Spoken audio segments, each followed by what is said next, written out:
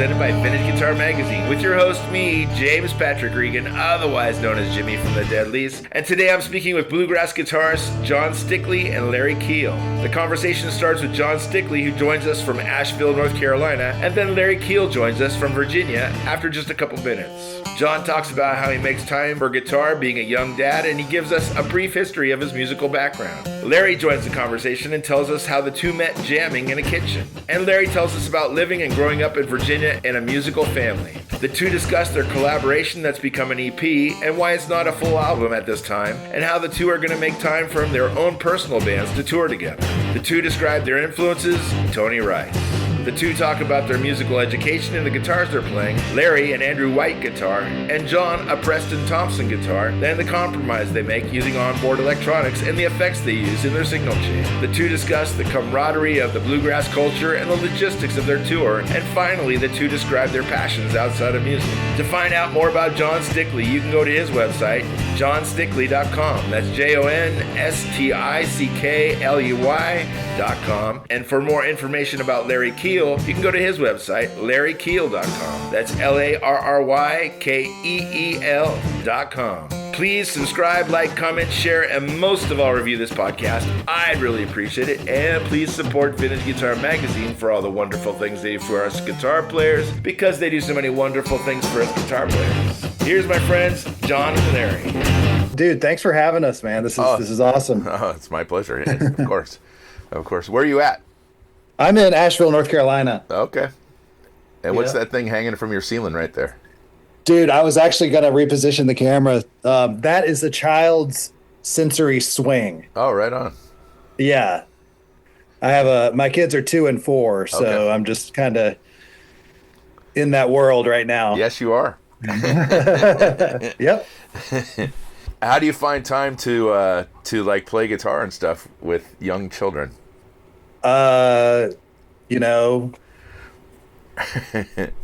It's a challenge. Yes, it is. But, squeeze it in where I can. And every minute I get with it means, a lot more than it used to. Sure. And, playing for kids. A lot of playing for kids. Yeah. Oh, yeah. Yep. I figured that out because it was working my 2-year-old's name into the songs was the only way he would let me play the guitar. That's great. That's perfect. Compromise. Yep. Yeah, exactly. Have you always lived in North Carolina? Yeah, I'm from Durham originally. Okay. And went to NC State for college for Parks and Rec. Okay. And played in bluegrass bands during college, and then just joined a band in Colorado when I graduated. Okay. So I was in North Carolina until 2005, and then just was in Colorado for 2 years before moving back to Asheville, where I've been since 2006. Okay. All right. And I'm here for good. Yeah. And your day job, is it in Parks and Rec, or is it playing guitar? It's playing guitar. Okay. Yep. So I've been solely a musician ever since college. So right on. Very good. And in high school, were you playing in bands and stuff? Yes. Yeah. Yep. Starting in middle school, in Durham, we would go to Chapel Hill and see the indie rock bands in the 90s. Like Superchunk and Archers of Loaf and all these really pivotal, like very important bands to me to this day. Sure. So we were like a wannabe of like Chapel Hill indie rock, math rock, and great. I'll have you guys both introduce yourselves, just because that way people will be able to recognize the voices, and if you don't mind. I'm Larry Keel. Okay. I'm Jon Stickley. Yep. Very good. Excellent. And how did you two meet? Well, I have trouble trying to remember the exact place we did, but I know that we always seem to meet up like out in the festival, playing music at night, or we've done a lot of shows together as Jon's band and my band, but yeah, I mean, we've known each other so long. It's hard for me. What do you think, John? You know the exact place? I do have a specific memory of something that could have been the first, but I don't know if I'm right. Was at a party after a show that you played in Chapel Hill, and we ended up jamming and hanging in a kitchen, for a long time, and I think that was at least the first time we, had a conversation about anything, music and stuff. So it's a good memory. Oh yeah, I remember it. Yeah, probably circa maybe like 2002 or 3. Oh wow. Yeah. Yeah. And I got John's history as far as living in North Carolina. How about you, Larry? Have you always lived in North Carolina? I live in Virginia, actually, and yeah, I've sort of been there, all my life, and grew up around a lot of music up here, a lot of bluegrass music, and all kinds of styles of music. But yeah, just my father played music, and my brother, and I was just always around a lot of good musicians, and Sure. And was encouraged to come and at a young age and play spoons or that type of thing. But yeah, just picked up songs as I went along in that type of environment. It was wonderful. Yeah. What made you guys decide to do this collaboration? Well, John and I have played so much that it's sort of something that needed to come to fruition for both of us, I feel. And we talked about it last year, and like we really should sit down and try to record something and do something that we want to do and put something out. And man, it's just it's been better than I would have ever thought it was. With John's magic and innovation and just true genius, really. Very good. Very, very, very good. And why just an EP? Why not a full album? Well, John and I both really wanted to put the whole thing out, but with his touring schedule and mine, we recorded it last winter when touring sort of slacks up a little bit, and Sure. we could concentrate on it and get things we wanted. But as 2025 started clicking along, he got busy, I got busy, and hopefully, well, I'm pretty sure that we can get part deux out of this and have another one. Very Yeah, good. yeah. Are you guys planning on touring together? Oh yeah. Okay. Yeah, we've got a tour. We're starting this weekend, a string of 5 dates. Oh, right on. That I'm extremely excited about. Me too. And are those the dates? Are those the dates that are listed on John's calendar, or is it? Yeah, I think I think they're on my website, but they're definitely in some recent posts on all our socials. Okay. Very good. Yeah. And on mine too, and like it's all out there as far as many social things as it can get on. And as far as influences, I mean, there's your two separate guitarists, of course, but influences on your bluegrass, your bluegrass styles. Who would I know Norman Blake's going to come up, but are there other people, Brian Sutton or anything like that? Yeah, for me, I know it's Tony Rice for sure, because he. I was fortunate enough to get to do some shows with him, and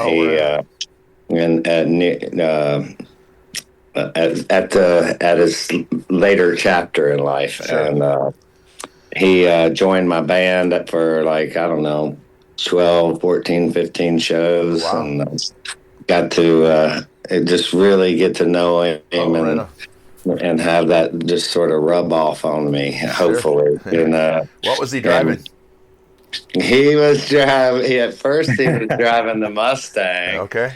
And then he got some kind of hot rod, like a blue truck. I don't know if it was a Chevy. It might have been a Chevy. Okay. I think it was And maybe the F-150 Lightning. That's what it was, because it was a hot rod. It was like, Yeah. even for a truck, it's like, hey, here comes Tony. Yeah. And how early did he show up to the show? You know this guy, don't you? Yeah, well, 10 or 15 minutes beforehand. Oh, well, he showed up before. And then go, when do we start? Oh, 10 minutes. Okay, I'm going to have a cigarette. I'll be right back. Very good. And John, for you? The number one would be Tony Rice as well, for sure. I never got to play with him or meet him, but I would say, number one guitarist, musician, but then so many others. Larry's a big one for me. So, getting ready to having the opportunity to make music and create with someone who had such a big influence on your own personal style is really super cool, full circle feeling. Uh-huh. Right on. It's very sad. And early on, I mean, we talked about some of your influences in North Carolina there, John. But Larry, how about you? Early influences apart from bluegrass? Were you playing rock music at all, or were you playing blues or anything like that?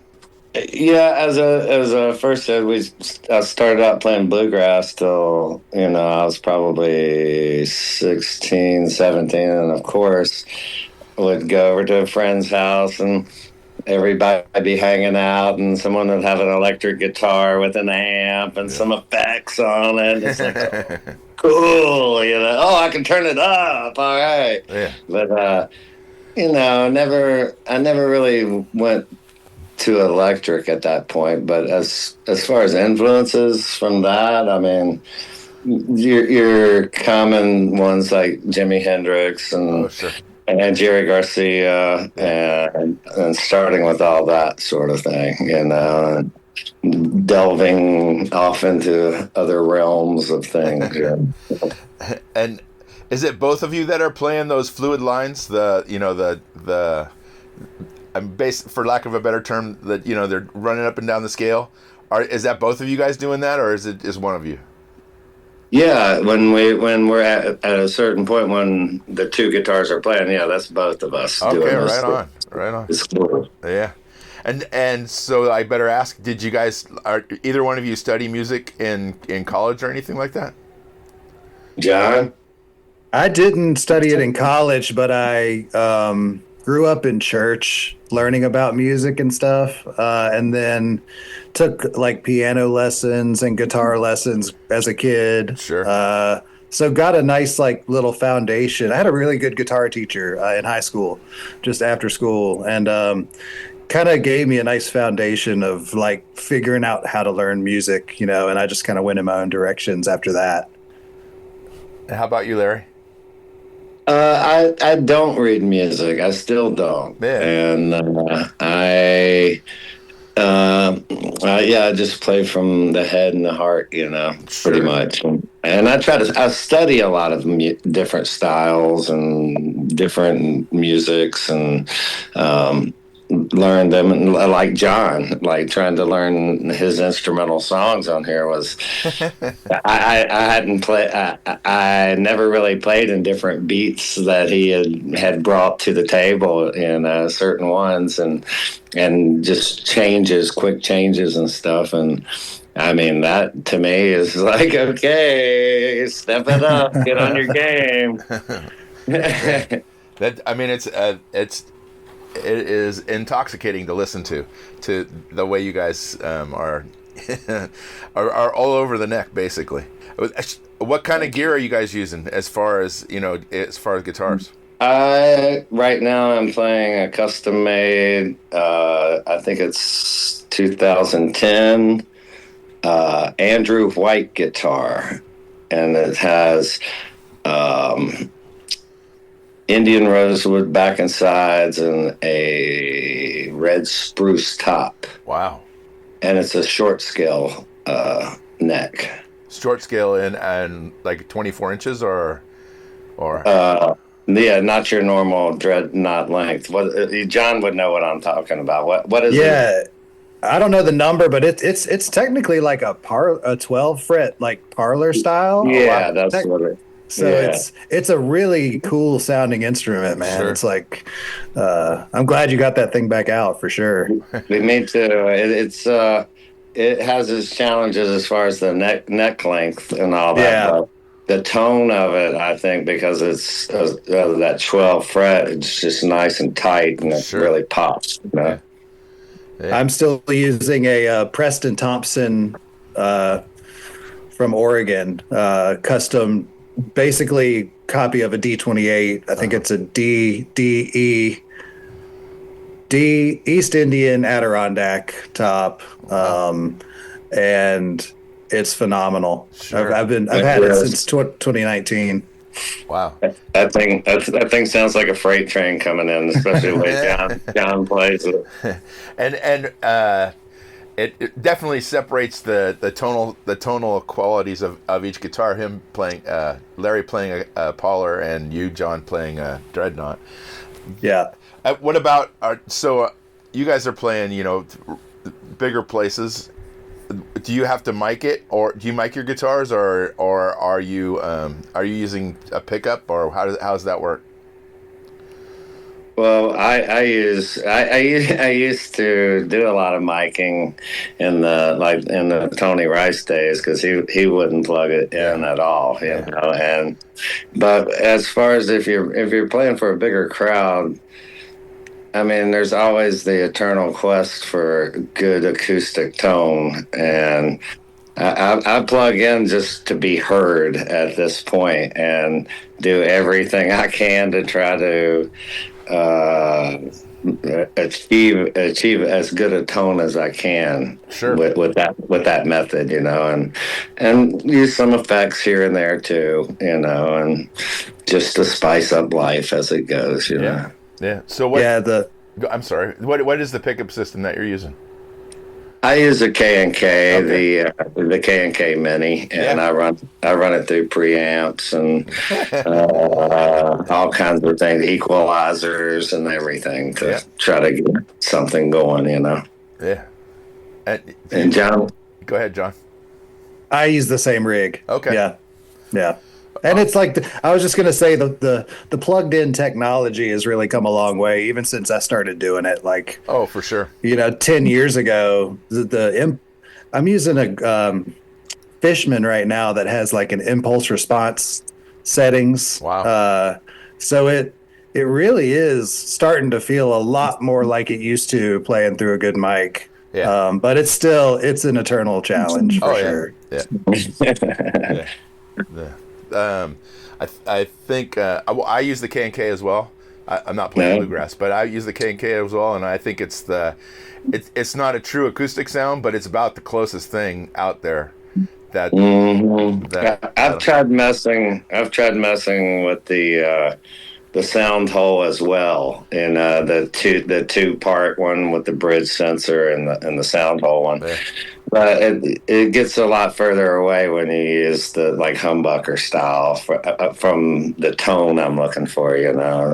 In a rock situation, I could get away with it, but I've often I swear I've had more people after shows come up and ask me what pickup I'm using when I'm just like sitting in on the go, plugging straight into a passive DI. Sure. Like, no one ever asked me when I'm running through my gear, but when I do that and sit in, and so it's like with the K&K pickup, at least if you don't have any preamp, then you'll still be pretty good. Yeah, pretty good. Yeah, no, absolutely. Yeah, you're way too young, John, to know, but there was a time when all we had was like the Barkus Berry is like this little thing that you hot dot. Yeah, you use wax to stick it to your guitar, and it was it was gross. and it didn't sound. Of course, it fed back like crazy, and it didn't didn't sound very good. And that was the old days. That's funny you mentioned that. I had an old Barkus Berry hot dot, and I don't know where it went, and I'm glad. Well, I saw Led Zeppelin in, I think, 1977, and Jimmy Page for their acoustic set was using the Barkus Berry, and to a stadium, to 70,000 people, and Wow. and it didn't sound good. Let's just put it that way. But it worked for him. At the moment, it worked for him. And so you both mentioned effects. What kind of effects are you running? I run a little bit of like a phase and a flange here and there, reverbs. I might even use it like the soul food drive on something. Yeah, right on. A pitchfork I've got on mine, which is like 3 voices. I use a Mel 9 like an organ sound here and there, just to break up the rhythm and just create sustain here and there, Sure. Just some toys, envelope filter I use. Wow. On certain things, So, yeah, it's hard to tell what you'll get, How did you put your pedal board together yourself? I've had help along the way, and it's always with the pedal boards. It's always an ongoing process for me, so I'm still at it, But John's got some really great effects, man. I've always admired his sound. Yeah. So what is it, John? What do you got? A lot of that same stuff. I don't have a ton of effects, but the ones I do have, I use quite a bit in, different configurations. So one thing I've used a lot recently is just the Holy Grail reverb set to the flurb setting, at about like 12 o'clock. And it's like really subtle, but it just gives it just enough of a spacey, trippy vibe. That's not like really in your face. But really just I got a timeline delay, which is absolutely insane. I totally underutilize it. And then a little drive. But really it's getting that just getting that good acoustic guitar tone as close as you can, especially in-ear monitors and stuff. It's really just trying to keep that as dialed as possible. And then with the trio, Jon Stickley trio, I have a A/B switch, so I have 2 DIs, and so one DI is like my guitar sound, and my other DI has a Electro Harmonix bass 9 effect on it, so it is just a bass guitar. So when I switch that pedal, I'm playing bass guitar through a bass DI, and it's in the subs and everything. So it sounds great. That's like the main thing I use in the trio. Yeah. And so when you guys are playing together, is it a full band or is it just the 2 of you? It's just the 2 of us sitting there, and I like that. It's sort of it brings back like the old Doc and Merle Watson and Tony and Norman Blake and stuff. Just like getting down to the nitty gritty, like I think John was quoted as like saying something like, 2 guitars, 2 voices, 2 guys putting it together right in front of you, and I love it personally. I just love it. Yeah. You guys are playing some pretty athletic guitar. And so do you guys is there a lot of practice that's involved? I mean, I think when John and I get together, we like to go through our tunes and make sure we get them down, and as I feel like I'm pretty practiced up from just being on the road all the time. You know what I'm saying? I stay pretty limber. Yeah. And are you guys doing a lot of jamming with other people as well? Just, casually? Yeah, that's pretty much the reason I got into this, going to my first festivals and jamming around the campsite and picking around the campfire all night long, and the companion, the camaraderie you get with other musicians. And so, any place we are around other pickers, we jam with them. Okay. Yeah.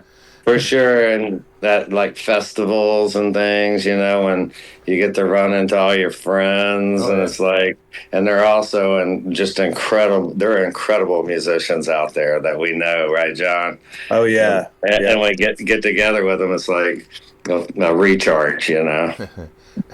And when you guys travel, are you traveling in a van or just a regular car?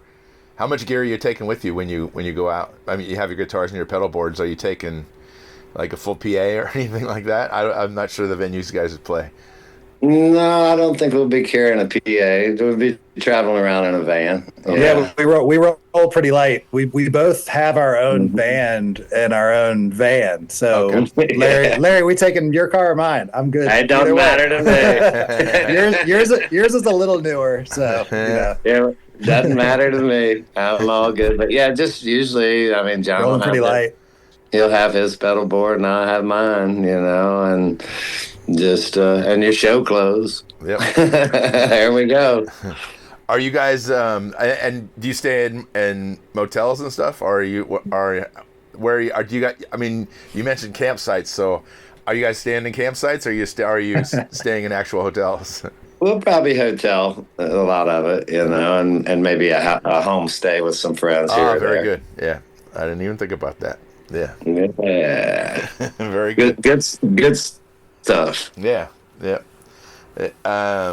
And outside of all the music stuff that you guys are doing, what do you do for fun? I mean, I know you, John, you have 2 new kids, so you're not doing much other than kids. But how about you, Larry? What do you do outside of music? Are you working on watches, maybe?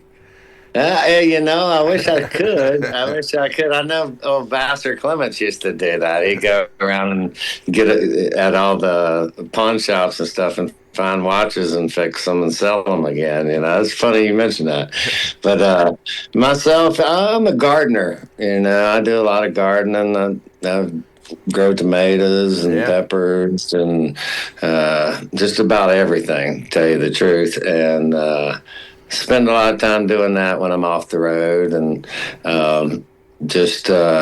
and once you're off the road, you got to get back to your business and tend to that too, and all that, and mow your grass and all that stuff. But yeah, pretty much I'm a gardener, fisherman. I like to fish a lot, but I don't get to as much as I want to, but we'll get there.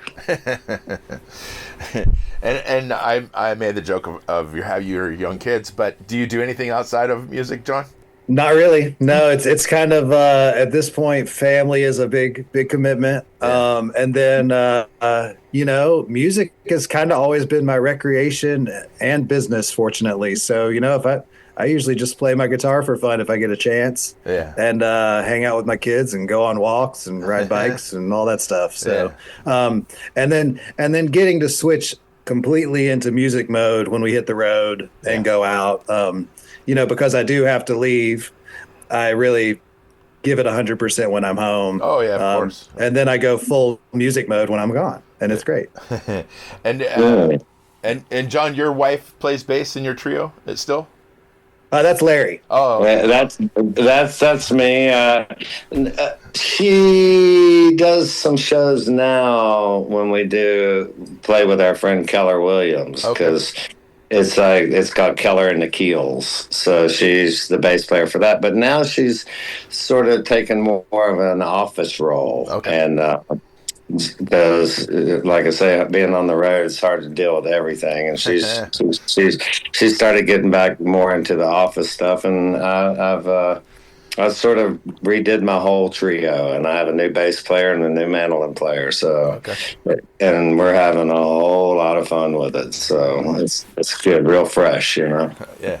And are you guys going to come out to the West Coast at all? I see you have a date in Las Vegas, but apart, like I'm talking about San Francisco and these parts out here. I would really like to make that happen, and I've heard talk about like some Oregon and things like that in the spring. So keep an ear out, and we'll definitely let you know for sure. Right on. And are you guys booking yourselves, or do you have an agent that takes care of all that?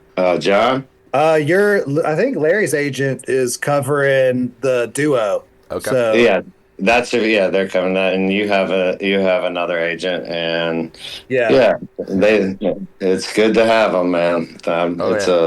It's a hard working, thankless job, you know. Sure. So if people want to find you guys, this is the hard part. I know, John, you have a website, and it's jonstickey.com, correct?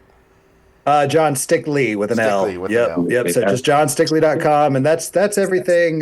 Jon Stickley Trio, and then the Keel Stickley dates will also be on there as well. Okay. Yeah. And Larry, do you have a website? Yeah, it's larrykeel.com, and all the socials there too, and all our dates should be on there, like bright and bold. Okay. And on socials, is there a special like social page for the two of you, or is it just your separate socials? John, do you know if Aaron's done that? It's all separate. Okay. All right. Each of our separate socials will have the Keel Stickley stuff up there. So. Very good. And your name is Jon, Jon, not no H.